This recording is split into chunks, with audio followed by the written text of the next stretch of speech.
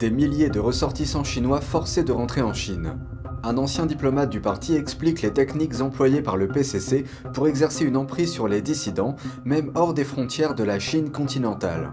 Qu'en pensez-vous? Faites-le nous savoir ci-dessous et abonnez-vous si vous ne l'avez pas encore fait.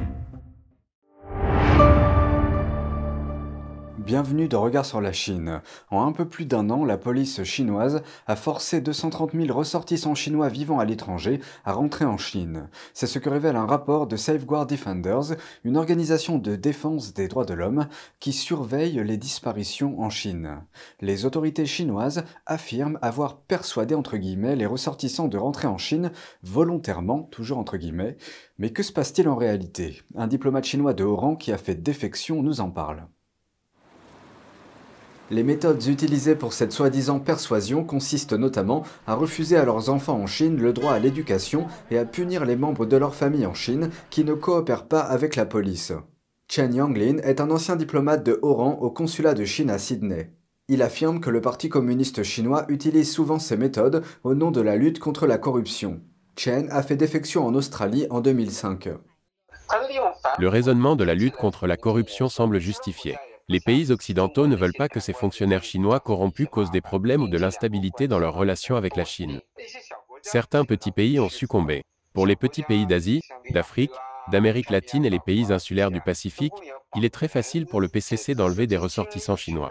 Chen a ajouté que certains membres du personnel des ambassades chinoises sont en fait des agents de police. Il affirme qu'ils cachent leur véritable identité afin d'accomplir des tâches spéciales à l'étranger.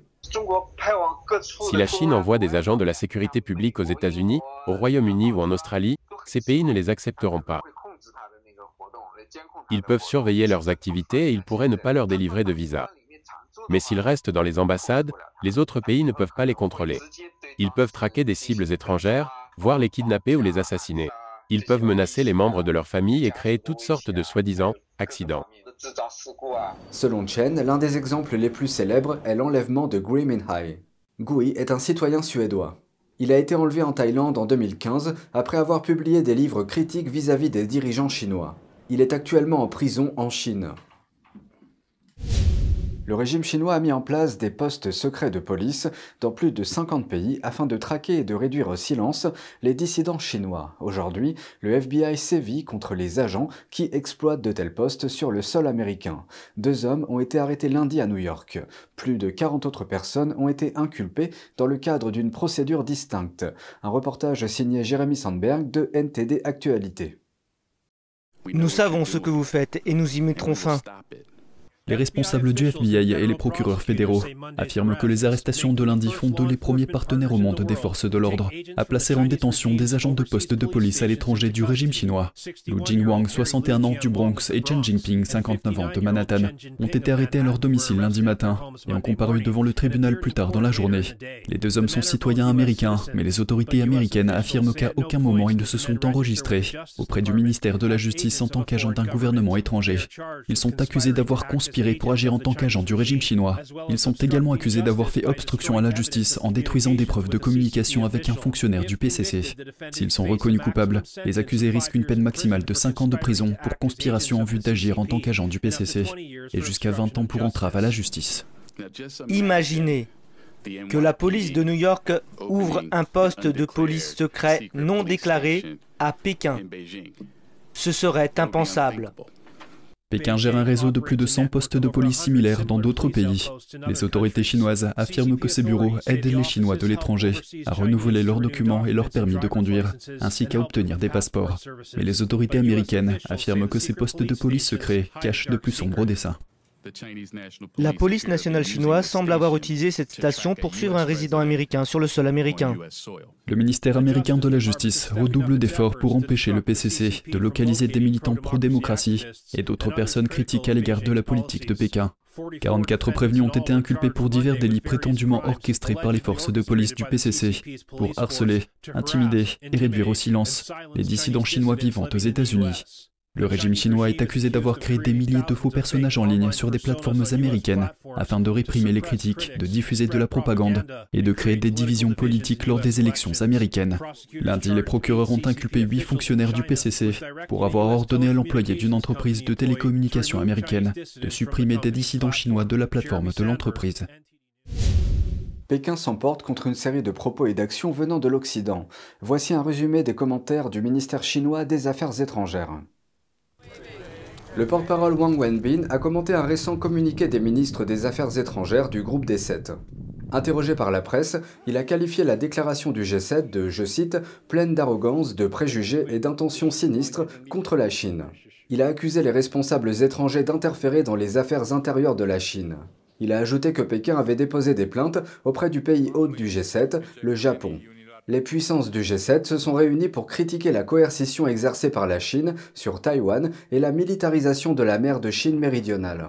Ensuite, Wang a également contesté les accusations américaines concernant l'existence d'un poste secret de la police chinoise à New York. La veille, des agents fédéraux ont arrêté 2 résidents new-yorkais accusés de gérer un poste de police chinois clandestin dans le quartier chinois de Manhattan. Les procureurs affirment que ce poste est utilisé pour cibler les dissidents. Wang a qualifié l'affaire de manipulation politique et a déclaré que les postes de police à l'étranger n'existent pas. Toujours en rapport avec l'espionnage chinois, l'agence d'espionnage néerlandaise a qualifié cette semaine la Chine de plus grande menace pour la sécurité des Pays-Bas. C'est ce qui ressort d'une évaluation annuelle des menaces publiées lundi. Les Pays-Bas considèrent la Chine comme un partenaire commercial important. Toutefois, selon le rapport, les ambitions militaires de Pékin sont à l'origine de tentatives d'acquisition de technologies néerlandaises et occidentales. La Chine a exhorté les responsables à abandonner ce qui a été décrit comme une mentalité de guerre froide. Enfin, Wang s'est fermement opposé à un achat d'armes. Taïwan achètera bientôt 400 missiles Harpoon américains. Le Pentagone a annoncé un contrat de 1,17 milliard de dollars le 7 avril, sans nommer l'acheteur. La production devrait s'achever en mars 2029. Dans un contexte de tension accrue avec la Chine, Washington a envoyé environ 200 soldats à Taïwan. Les troupes sont là pour former les forces armées taïwanaises. C'est ce que rapportent les médias taïwanais, citant des sources militaires anonymes. Cette décision intervient après que des navires de guerre chinois ont simulé des frappes sur Taïwan lors d'un exercice. La plupart de ces officiers américains ont une expérience du combat et sont censés améliorer les capacités de combat de l'armée taïwanaise. Dimanche, les États-Unis ont envoyé un destroyer lance-missiles dans le détroit de Taïwan. Dans un communiqué, la marine américaine a déclaré que ce voyage démontrait l'engagement des États-Unis en faveur d'un Indo-Pacifique libre et ouvert. Et du côté de l'Europe, un groupe de législateurs français est venu en visite à Taïwan. Les fonctionnaires ont déclaré que la France se concentrera sur le maintien du statu quo à Taïwan. Cette visite intervient après que le président français Emmanuel Macron a déclaré que l'Europe devrait éviter de s'impliquer dans les tensions entre les 2 rives du détroit. C'est tout pour aujourd'hui, merci d'avoir suivi Regard sur la Chine, on se retrouve demain pour une nouvelle émission, prenez soin de vous et à bientôt.